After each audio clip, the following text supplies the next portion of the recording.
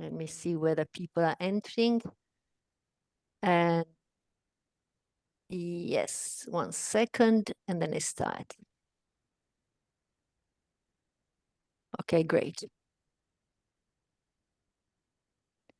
So welcome everybody to the webinar series organized by the CEPR RPN European Economic Policy in collaboration with the EMU Lab of the European University Institute. So the title today of our webinar is the fourth one that we had, the European Debt Management Agency. We are going to have two speakers, Carlo Favero, who is full professor at Bocconi University and is Deutsche Bank chair in asset pricing and quantitative finance. And Guido Lorenzoni is professor of economics at Booth, Chicago. Robert Fogel, distinguished service professor of economics. So I'll be really precise here. And strangely enough, we have two of the speakers in the same building. And then we have, of course, Mr. Giancarlo Corsetti, who is organizer of the webinar, who is instead in US today. So, and I'm Laura Bottazzi from Bologna University in CEPR. So let me say two words regarding this webinar. We mainly want to talk about the possibility of reconciling the need to make proactive fiscal policy to foster growth while in the presence of a high debt level, and in order to avoid implementation of fiscal consolidation policies and guarantee the sustainability of debt. So economists try to develop the idea of using a common Eurozone safe asset and issue debt on behalf of the member states. The EU has already issued bonds to fund the response to the COVID-19 crisis, has borrowed 800 billions on the international market of euros, international market, to support new generation EU initiative. And exactly, there was a temporary, of course, borrowing, but on that basis, they started to think about institutionalizing debt management at the EU level, okay, and establish a European debt agency. So the creation of a common bond is also in the Draghi report. The idea of issuing one bond to finance investment that we need to increase and foster European competitiveness is in the report. But also, a week ago, I was looking, it's not a new idea, to tell the truth. I was looking at a CEPR report, a 2015 report. The title is A New Start for the European Eurozone, dealing with debt.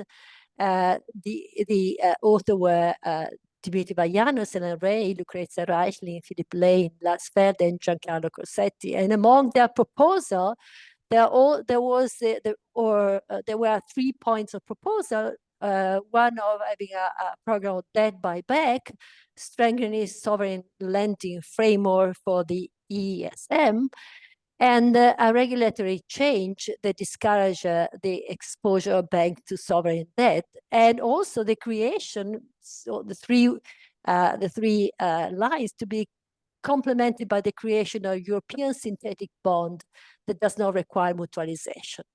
At the same time, 4 years before, in 2011, the German Council of Economic Experts did propose a sort of one-off mutualization of some European debt through the creation of European Debt Management Agency.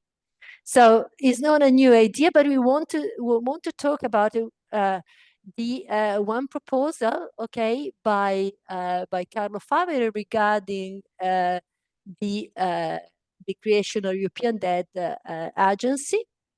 First will be Carlo, 20 minutes, and then afterward will be instead Guido, other 20 minutes.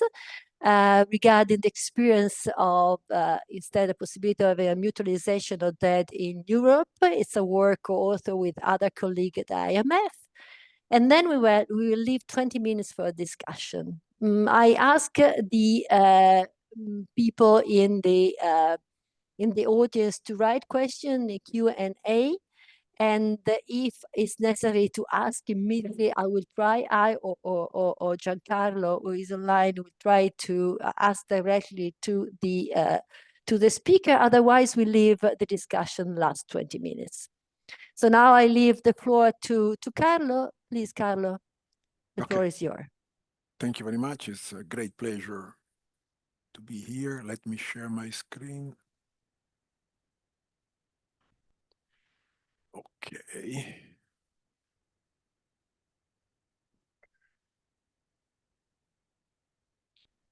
All right. So Laura, can just confirm you okay. Yes.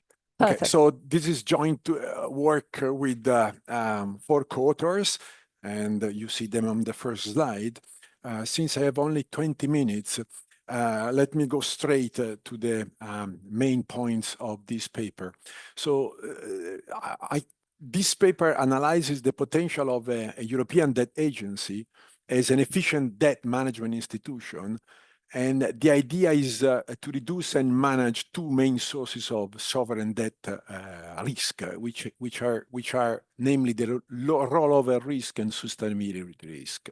So rollover risk refers to the risk that, of course, the government might be unable to refinance its existing debt obligation as they come to maturity, and of course, causing a default. Now, rollover risk is not a bad thing. It's in fact the main idea behind the bond vigilantes approach. But of course, for rollover risk to be good, you need that bond prices always reflect fundamentals. As soon as bond prices are not firmly linked to underlying fundamentals, you might have a problem of rollover risk emerging without the fundamentals justifying it. And there has been huge debate in Europe if bond prices reflect fundamentals or not. The ECB in itself seems not to believe that government bond prices in Europe always reflect fundamentals, and in fact, a TPI, a transmission protection instrument, was proposed. Second type of risk is the sustainability risk that refers to the risk that government debt to GDP ratio gets on a non-convergent path. Of course, this risk comes around more slowly, and it depends on how the bond prices fluctuation are reflected in the average cost of financing the debt and in its relationship with the GDP growth rate. Now, in my presentation, I will go through 3 main points.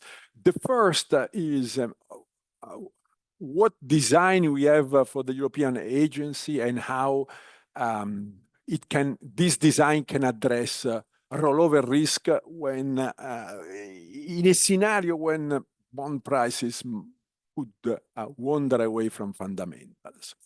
So here is the setup, and I want to stress asset and liabilities of the agency and how our proposed setup produces a financial equilibrium for the agency that justify its status of a safe issuer. So the agency operates under a given fiscal framework. So that there are a set of fiscal rules which are not decided by the agency. And the agency raised liquid funds from the market by issuing bonds. So these are bonds with finite maturity, and they are issued and roll over to pay principal and interest. And there is a market for this bond, and these are which we regard as the European safe asset. Having raised the liquidity with bonds, the European Debt Agency offers credit to member states through perpetual loans. These perpetual loans are not, there is not a market, but these perpetual loans are priced by the agency, and in the pricing of the agency, creditworthiness of countries matters. So the price of these perpetual loans reflects the probability of default of each of the country, and of course is heterogeneous across different countries. So because of this riskiness, the cash flow from these loans are higher than the interest payment on EDA bonds, and the agency accumulate reserves. As I said, bonds are traded, loans are not, and they are priced using an algorithm. And this algorithm considers them risky perpetual loans.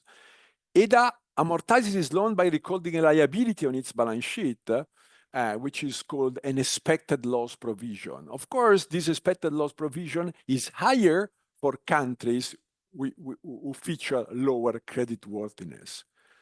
The agency features a long-run financial equilibrium. We designed the agency as having seed capital taken from the ESM, but no recapitalization is needed because the agency does not burn this capital. And of course, there is no mutualization of debt, as loans to member states are priced differently based on their creditworthiness. So let me just skip a couple of slides to give you an idea of the EDA balance sheet, right? So we have the asset are these loans issued to a member state using a pricing mechanism that reflects fundamentals, and in particular, probability of default. Liability are mainly the bonds issued by the agency, and which are then marketed, and so there is a secondary market for this bond. Then the agency accumulates reserves, and because interest payment to the agency are higher than the interest paid by the agency on the bonds, there is an expected loss provision that is accumulated by the agency. And if you think about the long-run equilibrium of the agency, if you let the agency run for a very long run, the expected loss will be accumulated in such a quantity that it will be that the agency will be able to eventually repay the loans, while the bonds will be repaid, will be matched by reserves. Hence, there is a financial equilibrium of the agency. Now, pricing. Let me just now spend the details, right? So we have seen bonds are very standard bonds with final maturities that have a secondary market. So how does the pricing of the loans work? The perpetual loans are priced by EDA by computing the present value of an infinite stream of payment, and using the yield of bonds as a discount rate. But future payments are not deterministic. They occur only if states are not in the default category. So the probability with which a given country enters a state of default in each future period is computed by using an algorithm.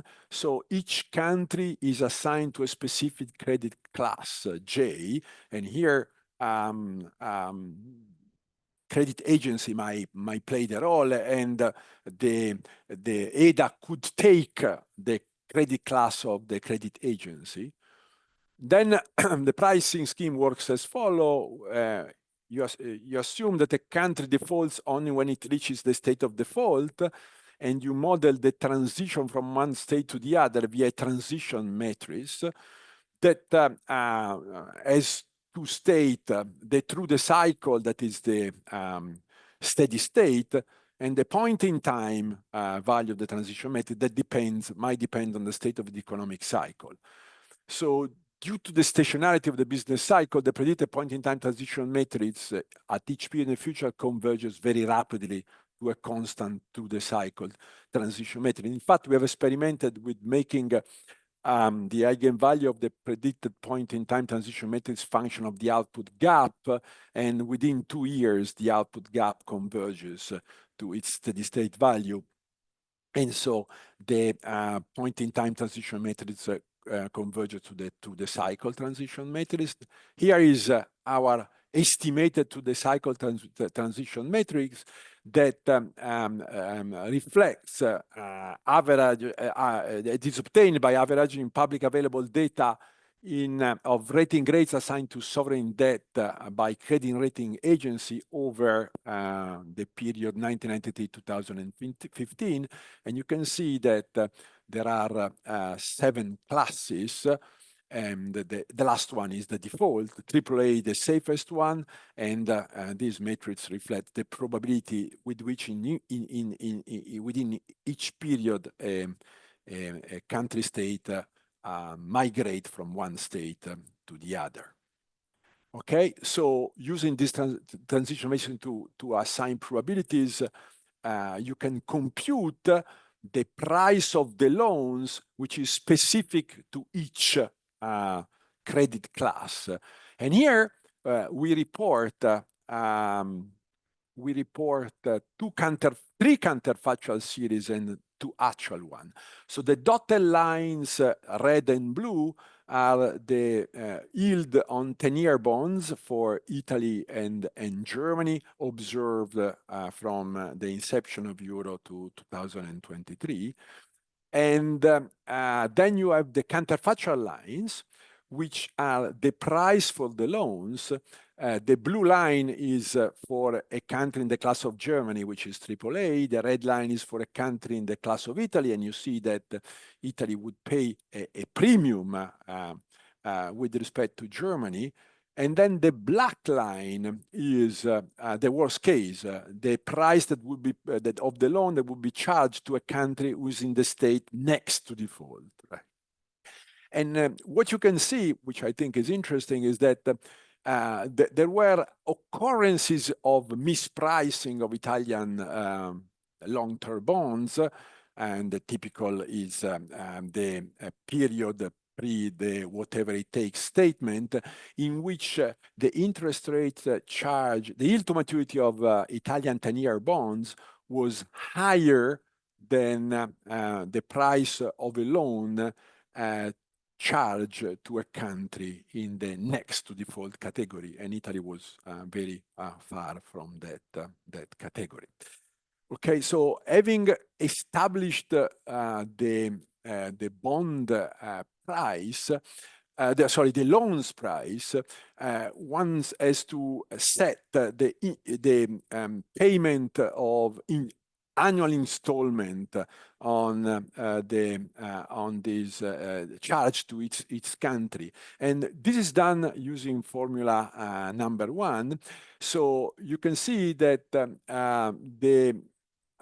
what happens is that the interest, the payment scheme, it's designed so that the present value of asset, which is the quantity of the loans times the price, is equal to the net liabilities of each country. And so each country pays a cost that in insurance terms is called idiomatic because it's specific to that agent. And this cost reflects the probability of default and the fundamentals. And again, this formula ensures the long-term financial equilibrium of the agency. Now, that is the general setup. And now let me go back to sustainability risk. And so to show how the presence of EDA could help sustainability risk, we simulate 2 scenarios in which growth-friendly fiscal rules are implemented in a baseline scenario in which EDA does not exist, and in an alternate scenario in which EDA takes on the debt, which is labeled in the fiscal framework proposed by Giavazzi et al. Slow debt. So the idea is that you have a sort of golden rule in which you distinguish government debt in two parts. One part which is subject to a slow adjustment versus the long-term target, and the second part in which the adjustment is fast. The slow debt is debt that comes around for special reason, which could be deep recession, or it could be big shock like crisis, or it could be infrastructural investment for important goals at European level. So the idea now of the simulation goes as follows. You set up this fiscal rule, and you can see that the fiscal rule, it's a rule for the primary surplus. And so the rule for the primary surplus is very simple. You have you add on the top of the debt stabilizing surplus a part that makes adjustment toward a target, but the adjustment, the target is defined by dividing debt into bits. F stands for fast, S stands for slow, and the speed of adjustment of the fast debt is 2.5 the speed of adjustment of the slow debt. And so now, here is how we set up our simulation. So we simulate, we have a small dynamic macro model for fiscal rule and their determinants, but we have two environments, one in which EDA is operating and one in which EDA is not operating. And the idea of EDA is that EDA takes up and finances with loans what is labeled as slow debt. And okay, so in the model, what we simulate are the following variable: stochastic processes for the Euro swap 1 year and 10 year, which are the drivers of the German 10-year yields. Then we simulate the spreads of Euro area bonds on the German 10-year yields and volatility around them. And of course, fluctuation in yields at different maturity has an impact on the dynamics of the average cost of servicing the debt. Finally, GDP growth in all countries depends on the common monetary policy and the primary deficit that it's run by each country, and the country-specific risk premium, which is captured by the spread of member states on the German bond. Then you have the government temporal budget constraint and the fiscal rule determining primary surplus. Details of this simulation are available in the paper. Let me just conclude by showing you the main result. Of course, before I show you the main result, let me qualify the alternative scenario. From the inception of EDA, the fiscal rule is modified to take into account that the government debt is made of a mixture of bonds and loans with EDA. And loans with EDA are treated as low debt, and they are not subject to market fluctuation because the price of this loan is decided by the EDA's formula. And so after its establishment, EDA continues to absorb pre-EDA's low debt and could also finance new slow debt through loans. And of course, after inception, there are payments to EDA, and these payments allows EDA to accumulate reserve and to set out the expected loss provisions, okay? So here is the simulation result. So in the first slides show you the debt to GDP dynamics, and you can see that for all countries, stabilization is achieved at a very comparable speed in the two scenarios, and you are not surprised by this because you have adopted a stabilizing rule. What is interesting is that the cost of stabilization is much lower under EDA for non-German countries. And in the case of Germany, the difference between the green line and the blue line is negligible. Of course, what happens here is EDA reduces the volatility of the cost of financing the debt eventually. And so it provides a scenario in which stabilization is achieved. The same type of stabilization that to GDP is achieved with a smaller fiscal effort as measured by the primary surplus. And I think I've reached my 20 minutes, and I just let the conclusion slide on the screen for a couple of seconds. The idea here is that EDA addresses rollover risk by ruling out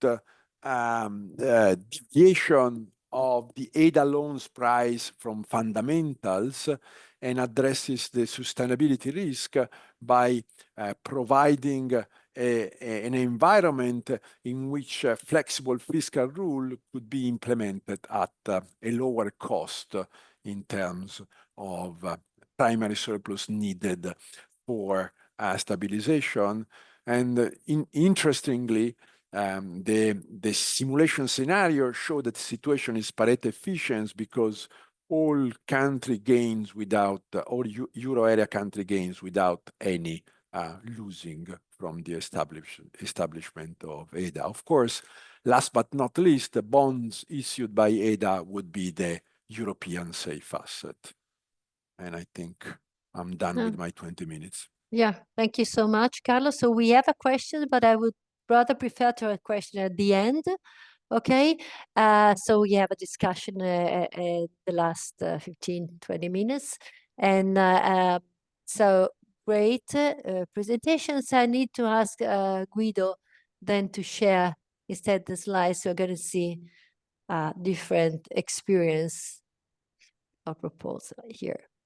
Thank you so much.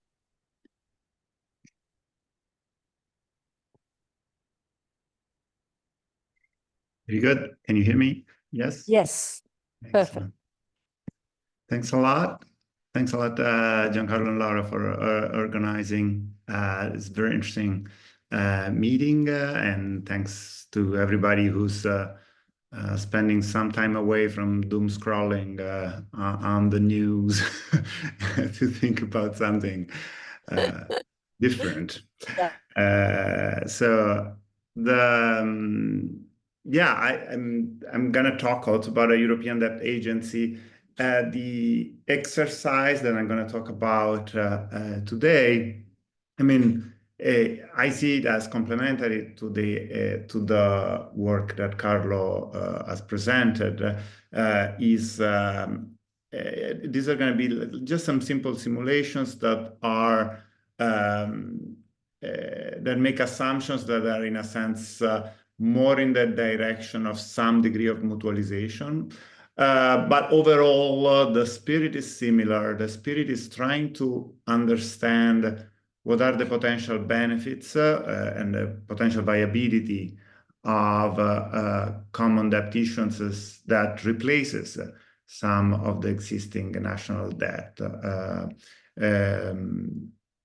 So let me go into it. Some of my introductory my introductory slides is kind of overlaps very much with Carlo's motivation, which is, I mean, understanding what are the objectives, what is that we're trying to do by building a European debt agency and by moving some national debt to a European debt agency. And I think, yeah, the three objectives are, number one, increase the supply of safe assets, like having a safe euro assets, which in larger supply, with the idea that a safe asset is a crucial ingredient in well-functioning euro-based financial transactions. So that would be a benefit. Now, there are the two benefits that I'm going to mention. One is that, to some extent, having a safe asset is a necessary complement to kind of going in the direction of a more complete financial and banking union, in part because it would allow to replace some requirements that are now satisfied by sovereign debt on a national basis with requirements that are based on euro assets, and thus making it easier for European banks to really be kind of considered kind of the same thing across borders. And then the third objective, which is going to be kind of really the focus of the discussion we're having today, is that hopefully it would make it easier to have that sustainability and financial stability from the point of view of avoiding sovereign debt crisis, basically. So now, why do we think that a common debt agency would help on point number 3? Now, there is one direct effect, which is simple, which is the hope that if we remove some debt from countries that are paying relatively high yields with a common European debt that would pay a lower yields, that would just reduce the burden of repaying debt. So that's going to be pretty much what I'm going to try to capture in the simulations. Now, in a kind of a deep theoretical sense, we would like to understand why replacing debt that has a stamp, this is Italian debt, with something that says this is a EU debt, why would that help in that direction? And there is part of it may have to do with just the convenience of the fact that there is this large supply of a European safe asset that's now we all agree is the European safe asset. It will have hopefully it would be more liquid, have a big liquidity premium, so it will pay lower yields just because of that. But of course, part of the reason is an implicit reason. One is that somehow we don't think this debt is going to be exposed to rollover risk, which is something that Carlo already mentioned. But yeah, kind of, I think unavoidably, some of the protection has to do with some perception of mutualization, not necessarily in the schema as it is, but in some tail event in which things go wrong. And I don't think we cannot just say, oh, we're just going to do it without any form of mutualization. I think some mutualization behind the veil of ignorance is part of it, and maybe it's a good thing that is part of it, as long as we have enforceable fiscal rules that make sure that countries do not abuse the system. I think it's unavoidable that some of the kind of market discipline that you take, you're going to take away some of the market discipline, and you're going to have to replace it with stronger discipline from rules. So, okay, with this premise, let me tell you what is that we do again. So this is a working paper with Sakai Ando, Giovanni Della Riccia, Pier Olivier Gurinshaw, Adrian Peralta Alba, and Francisco Roch. So the objective of the paper is to just do simple simulations based on projections consistent with the World Economic Outlook projections of the IMF, and having combining those with some simple models of how yields on either debt and sovereign debts will be determined in counterfactual scenarios, with the idea of capturing some of the effects, having some the yield on the country debt being sensitive to the debt to GDP, both of the individual countries, but also of IDA itself. And we're using one simple nonlinear model to capture this relation, and this is like where kind of this is the black box behind the exercise. But at the same time, also using shocks both to rates and to GDP growth, so that we can have some fan charts and look at different scenarios and hopefully check sustainability by looking at by checking that debt to GDP is stable or also in bad scenarios. Now, a little history of this paper. In this case, I think it's useful. I try not to tell the history behind papers, but in this case, it's interesting. It's like we had a first version of the paper that is actually a working paper on the IMF. And when we did those simulations, it's in retrospect, we were being optimistic. We would we were still using interest rate paths that were consistent with historical experience prior to the last 2 years, 3 years. So the rate environment was very different. And in that scenario, we could have essentially EDA, like a European Debt Agency, that would receive zero money from member states and still have a very stable debt dynamics only based on R minus G being negative. Now, we redid the exercise like a year ago, and then of course these things don't look as good. So now we're redoing everything with some transfer that goes to member states to EDA to ensure that EDA has some resources to cover interest payments in various states of the world. And that's what I'm going to show you now. I'm going to show you new simulations that are based on that. I mean, again, the history is interesting just because it reminds us of a very basic fact that like the rate environment matters for these exercises, and it's always the risk of over-optimism is there. However, once we allow for some transfers, the results are not drastically different. It's just that zero transfers is not an option. So what is the logic of the simulations? The logic of the simulation is something like this. It's just really the simple debt dynamics equations so DIT would be the debt of country I at time t. RIT would be the return on that debt. SIT would be the primary surplus to GDP ratio for country I. And then there is this X, which is this contribution to EDA, which in our simple exercise is just something proportional to GDP. GDP is YIT, so X times YIT is each country's contribution to EDA. And then there is this ZIT. The ZIT are going to be some extra transfers that we introduce so that countries kind of share equally the benefits of this scheme. And I'll tell you in a minute what I mean by sharing equally the benefits. But again, this issue, actually, this is an issue that already came up in the question that I saw in the Q&A, is how do we make sure that all countries are happy about this, and countries that already pay very low rates, countries with very safe bonds are still happy to participate to a scheme like this.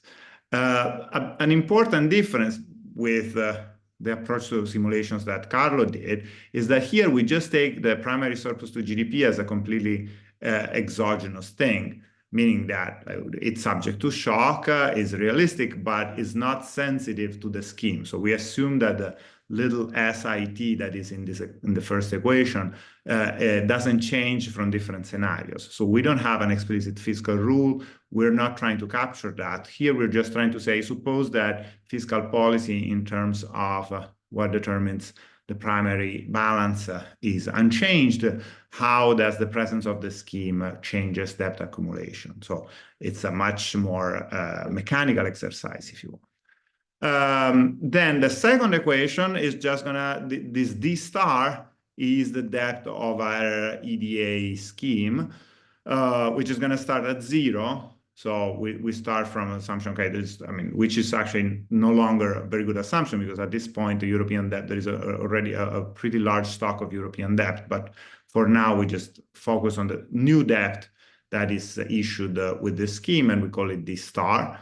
And as you see, the XYT, the transfers that come from the national budgets is going to go directly to IDA, and is going to help IDA kind of run down debt over time. Okay, so that's the spirit of the exercise. What happens? Oh, yeah, to do one exercise, we have to choose two numbers. We have to choose what is the amount of debt that is moved to the debt agency at date 0 at the beginning of the simulation. And we're going to do that in proportion to GDP. So we're going to take D bar I0. D bar is the initial stock of debt for country I at the initial point of the simulation. And then we're going to remove a fraction delta of GDP out of this debt and give it to the agency. And so then Y star 0 is GDP at the euro area level. So delta Y star 0 is going to be the total amount of debt in the IDA. So that's an initial condition. So delta, that delta parameter gives us the initial conditions. And then X is going to be the size of the transfers from countries to IDA. And a bigger X basically will mean that the European debt is going to kind of run down faster. A smaller X means that European debt is going to stay there for a long time. And as I was saying before, so in a sense, the older paper basically had X0. But now we have a positive X, and we experiment with that. And then finally is those Z's, those additional transfers that are going to add up to 0 across countries are going to be adjusted so that we split equally the benefits. Again, I'm going to tell you in a second what that is. So how do we think about the benefits of the scheme? The way we think about the benefits of the scheme is purely in terms of, I mean, remember, the primary surpluses are the same. So nothing changes in terms of fiscal policy here. So the only benefit is like at any point in time, we say, did we get debt reduction faster than in the baseline? So that's all. Like we're doing exactly the same fiscal policy, but do we end up with a smaller stock of total debt? So the total is easy to measure. We can just look at the debt of IDA, the D star, the sum of all the national debt, minus what that sum would have been in the counterfactual without IDA, which is the sum of the D bars. And that difference there is the extra debt. Of course, we put a minus because we want to reduce debt. So that capital S thing, what we call kind of the surplus of the scheme, is the total aggregate debt reduction that Europe as a whole achieves by concentrating debt in this pot, in this common pot. Now, it's a little harder to decide what is the benefit for a single country, because here, again, there is some implicit sense in which the debt of IDA is a shared responsibility of all of us. So the way we split the benefits is by just saying, suppose that countries look at their debt reduction, so they look at DIT minus D bar IT, but then they also consider that a fraction D star proportional to their GDP in the euro area GDP is kind of their responsibility. So we assign the new debt of IDA proportionally to GDP. With that assignment, then the sum of the country benefits is equal to the total benefits. So if the total benefit is positive, there must be a way of sharing the surplus. If the big S was negative, there is no hope. But if that big S is positive, there must be a way of doing it. Now, the way in which we do it in practice in the simulations is going to be by choosing those Z transfers, those Z extra transfers, so that the benefit period by period, so the increase in the surplus, these surpluses here are like accumulated, but we're going to check that the benefit period by period is equally shared. And that I'll talk about it. That is a bit of a, it's a useful assumption, but also it's kind of prevents some potentially good things. But for now, let's just say we do it that way. And so this is it. So with delta equal to 20%. So if all countries take 20% of GDP from their stock of government debt and give it to IDA, and then each period they pay 2% of their GDP to IDA to repay debt, then this is going to be the path of IDA debt. As you see, this is like this is a scenario in which actually IDA debt gets repaid pretty quickly. So we're going to experiment also with other X's, but for today, actually, I'm going to have only these simulations with a relatively high X, and so relatively speedy repayment of this IDA debt. You can think of a scenario in which instead we want to keep IDA debt kind of stable over time, but this is not what I'm showing now. And you see all the different scenarios. So the Qs here are different quantiles of the distribution of different simulations. And so 0.01 is the most optimistic scenario, and then 0.099 is the most pessimistic scenario. So things look pretty good on the IDA front. If we look at country by country, like Italy starts at a little below 120. Again, this is like where it starts after IDA is created. So after 20% of GDP gets given to IDA. And then things kind of, in the worst case scenario, debt to GDP goes up a bit, but then kind of stabilizes. For other countries, things actually don't look necessarily good, as good. For example, for France, we don't get a stabilization. Unfortunately, that's not a feature of our scheme. That's a feature of the WIO projections. So under WIO projections, France looked like this, even without IDA. Actually, I'll show you in a minute. It looks better with IDA, but it's still on an unsustainable path. That's just what WIO thinks. So we'll go with that. So here, let me show you more significantly what's the difference between the award with IDA and award without IDA. So now this is like the difference in the median case, so in the 50th percentile realization of debt to GDP for Italy and for France. And so you see that the blue line is better for both. Now, one thing that you might notice from this picture is that actually with no mutualization, debt goes down faster. So if you look at Italy, the yellow line goes down faster than the blue line after the big initial drop. And that is a necessary feature, right? Because Italy now is doing exactly the same primary balance, but now is giving 2% of GDP to IDA. So for sure, that debt reduction after the big initial drop is gonna have to be slower. Again, this is an unavoidable side effect of having IDA. So in a sense, it's like the fact that IDA debt is dropping very fast also means that the national debts are not going to drop as fast in this type of exercise. This is just to show that there are benefits. And I think this is actually maybe the most useful slide that comes out of the simulation. So this is basically telling us, so this psi variable, remember how I defined that surplus, that I defined the surplus as the extra debt reduction that you're getting. And here is like the extra debt reduction between T and T plus 1. The S was defined as the cumulated extra reduction over the entire life of IDA. But now I'm looking at the flow. Period by period, there is a little bit of extra reduction. And as you see, I think what is important of this picture is one, that the gains are there. So that the green line, the median line, is actually that there are gains. There is a scenario in which actually there are some initial losses at the very beginning, but I think that's a bit of a fluke of how we did certain things.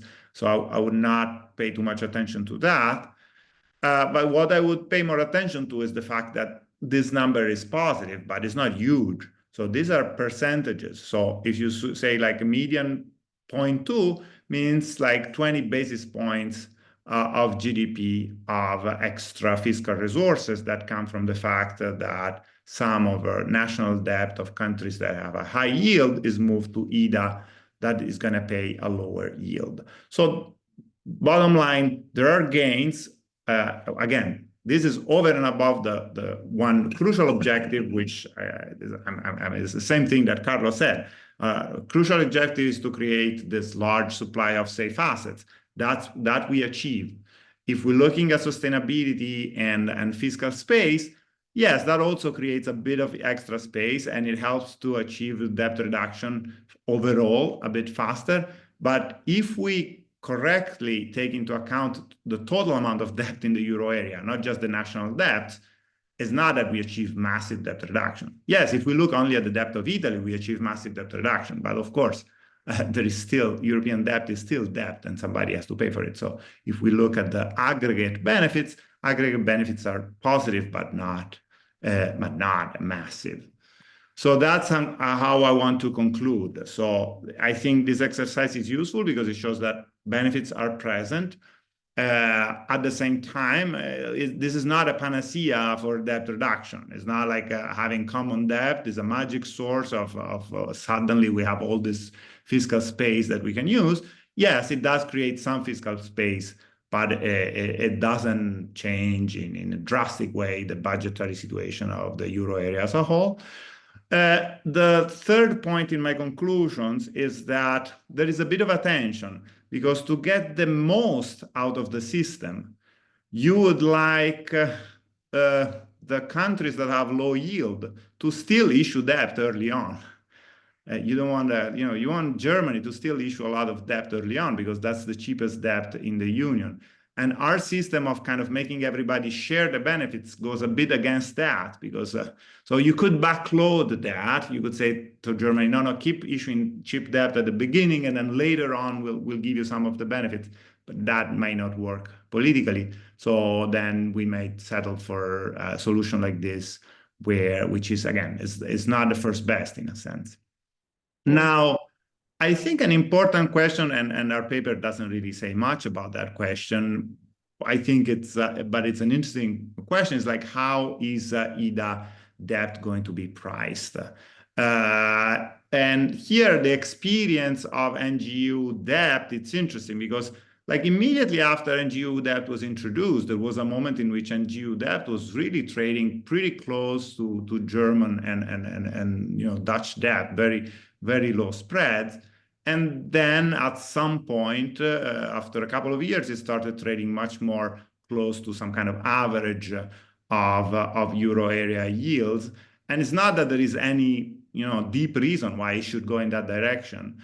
It has to do in part also with whether it's the IDA debt is traded as government debt or as agency debt. So there are important open issues there that I didn't touch that would matter. It would also matter for our numbers, because like one reason why the number I showed, again, that 30 basis points number was there, because we're trying to be realistic. So we're using current IDA debt spreads, which are better than Italian spreads, but not a lot better.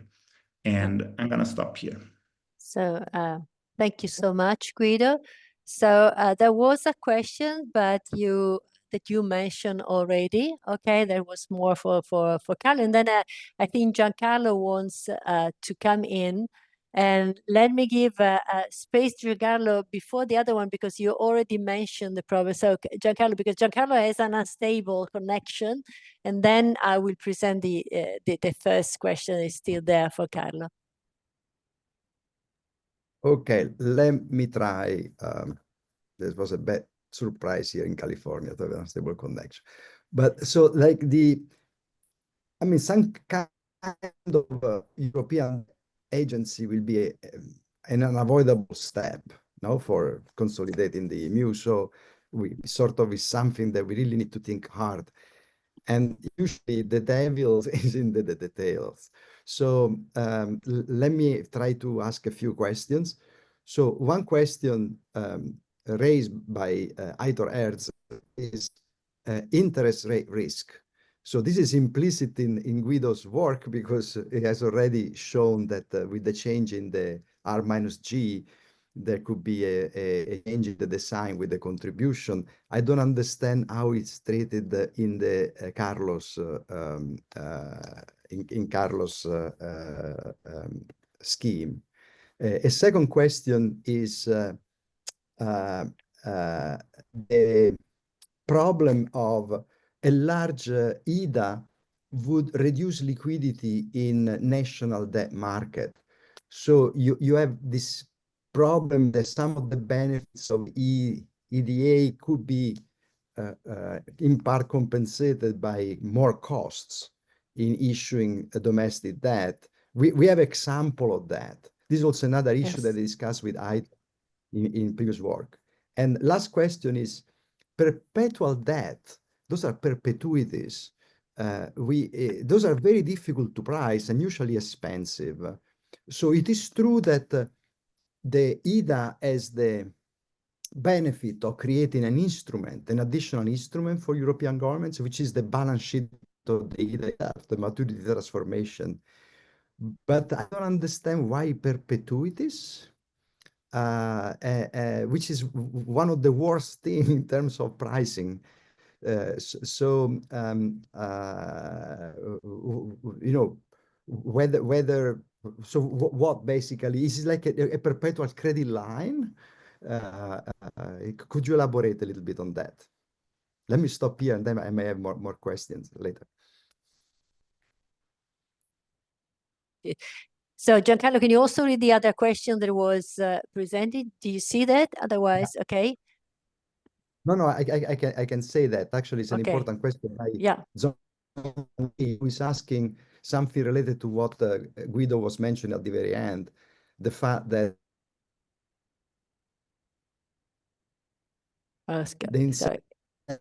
join the EDA would not be there if countries could do much better with their own national.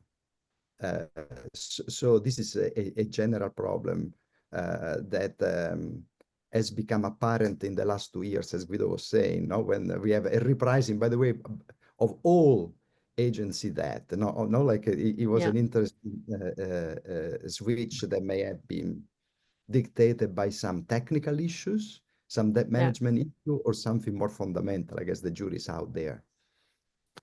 Yeah. So we don't have much time, but I ask you whether it's possible to answer this question to both of you. Thank you. Guido, it's okay if I go first? Go, yeah, of course. Yeah.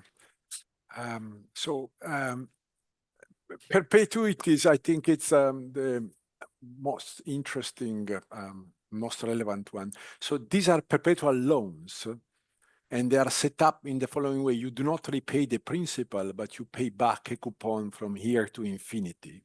And why perpetuities? Because the life of government is infinite, right?